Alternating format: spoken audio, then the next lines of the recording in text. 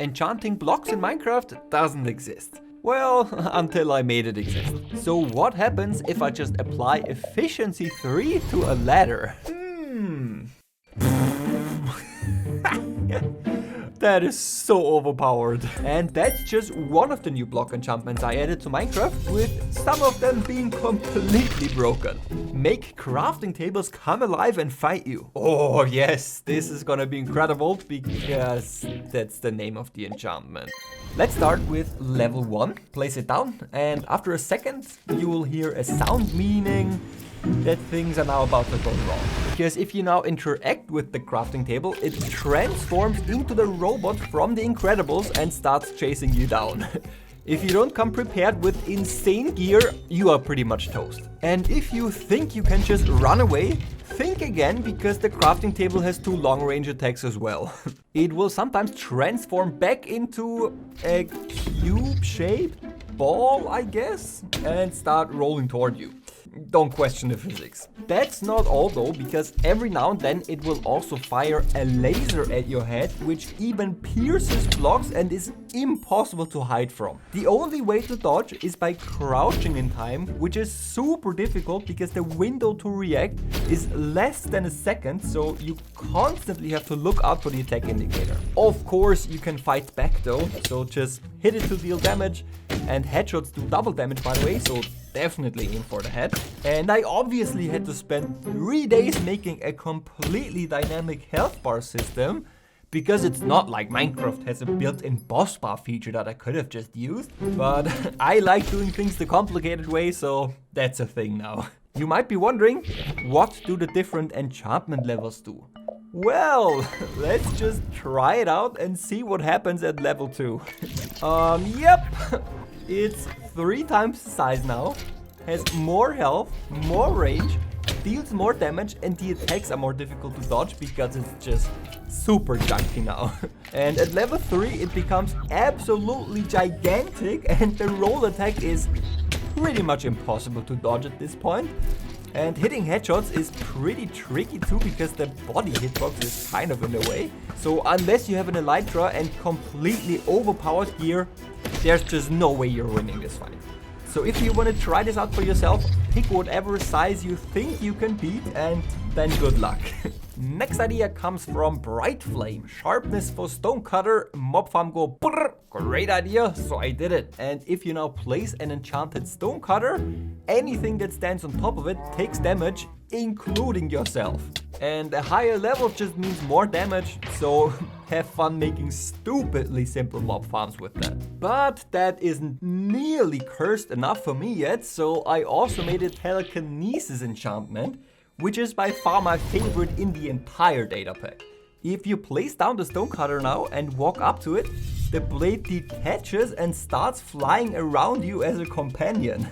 There's a short cooldown, and then the blade regenerates for another player to pick up. Your new companion over here doesn't just look cool, but is actually super useful too, because it damages all the mobs it touches. After 10 hits it breaks though, meaning you have to walk back to your Stonecutter to get another blade. This is only really useful for fighting mobs up close. But if you crouch, you can launch the blade forward and even deal with them from a distance. And now for the absolute best part, the enchantment level determines the maximum amount of blades you can hold. That's why I don't get another blade here, but if I now place one on level 2, I get a second pet blade, making me even more powerful, and that just keeps going till level 5. So now I'm pretty much invincible and can just casually walk into a crowd of creepers without a single scratch. And even ranged mobs are insanely easy to deal with, and it's just so satisfying to use. I cannot get enough of it. It doesn't stop there though, because holding a pickaxe even allows the blades to destroy blocks. So if another player is running away from you and tries to block themselves in, just take out your pickaxe, spam your blades at them, and there's no getting away. There's just one problem. If you're chilling in your base, for example, and then walk by your pets on accident, they're just gone. So after you're done with the fight, make sure to crouch on top of a stonecutter, which gets rid of all the blades again, and you won't kill your loved ones on accident anymore. So, sponge enchants, when? Right now, that's when, because I added a fire aspect enchantment that allows sponges to soak up lava. As soon as it touches lava, it becomes this red looking wet sponge, which you can also just mine and get back as a regular item. And if you want to recycle that, you have to surround it with 6 blocks of ice, which get consumed and transform the wet sponge into a normal sponge again. The level indicates the radius in which lava gets soaked up. So level 1 is enough to quickly drain some small lava pools. But if you're trying to use these in the nether, it's gonna get boring pretty quickly. Level 3 already a huge difference, and level 5 just clears a ridiculously large area. Just imagine for a second doing this by hand. That would have taken hours. Pommy97 basically wants aimbot for dripstone, and that's exactly what he'll get. So just plop in a dripstone, and then you can choose between 3 different aimbot levels. And I'll get to what the difference between them is in a bit. But for now, let's start with level 1, and there we go. Now we just put it on a ceiling, and we even get this nice little target indicator. And if we now walk underneath it, it doesn't just automatically fall down, it also homes at you. So you're definitely getting hit. 5 hearts is not really significant damage, but if you wait for a while, it starts growing, and if you now get hit, it one-shots you even with full iron armor. Now the level for this enchantment works a bit differently because it indicates what the dripstone actually targets. So on level 1 it only triggers for players, on level 2 it only targets mobs, and level 3 is a combination of the two. But I'm not done yet, because I also added another enchantment. Under the right circumstances, the falling dripstone can collide with a block and gets destroyed in the process. So if you're trying to kill someone, they potentially don't even realize anything happened at all. And I can't allow that. So piercing allows the dripstone to actually destroy blocks on its way down, where the level indicates the amount of blocks it can destroy. Level 1 is pretty much all you need to pierce small obstacles. But let's go straight to level 5, because more destruction always equals more fun. If you don't have aimbot on your dripstone, it doesn't automatically trigger anymore, so just destroy the block on top of it, and now it travels downwards until it hits bedrock. Oh, and did I mention you can also use this upwards? So if you're trapped in a cave and don't want to mine, just use a piercing dripstone and you're good to go. Lol glol blol wants griefing protection for the beacon, which is a fantastic idea because last time I added a power enchantment which turned them into a deadly turret. So now you also have the option to make a defensive beacon. If you place one down, you will immediately notice that there is an owner label now. And all players in a 50 block radius except for the owner will be put into adventure mode, preventing them from doing anything malicious at your base. There's kind of a big problem with that though, because imagine having friends and you want their help building something. Well, that's not gonna work then. Or is it? Because if you rename a glass block to your friend's Minecraft name, they will be added to a guest list of that specific beacon and won't be affected by the griefing protection anymore. Make sure to pick your guests wisely though, because they will also be able to add other guests that you didn't personally approve. I even made sure these guest blocks work with pistons, so you could trap someone in some sort of puzzle room, and only if they solve it, you add them to the guest list and allow them to escape. I even updated the power enchantment to work with the system. First of all, there are now 3 different power levels, and similar to the dripstone, the level indicates the entity that is targeted. So if you only target players, the beacon will only shoot whoever is not on the guest list. Unbreaking on an anvil would be huge. Sure can do. And what this enchantment does to anvils will blow your mind. They don't break anymore. If you want, an anvil with density could make earthquakes. Earthquakes you want, earthquakes you shall receive.